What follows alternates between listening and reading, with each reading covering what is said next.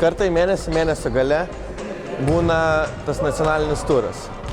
Iki tol 3 savaitės būna turas Vilniuje, Kaune, Klaipėdoje ir Utenoje, atrodo. Po tų 3 turų miestuose, tose 4, tada vyksta tas nacionalinis turas. Į tą nacionalinį turą patenka geriausias komandos, kurios tam tarpe per tas 3 savaitės turi geriausią rezultatą. Šį savaitgalį nekas sekėsi, neužteko vien mano jėgų. Trūko tiek Pauliaus, tiek Tomo. Nacionalinis turas. 2 kartus buvom, abi prizinės vietos, viena 3, kita 2.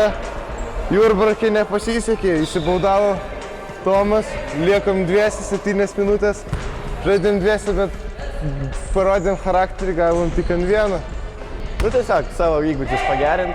Kol kas nieko nesiekėm, nes tarp suaugusių, tarp jaunimo taip, nacionaliniuose turuose mes galim kažką padaryti, bet tarp suaugusių dar reikia pavalgyti.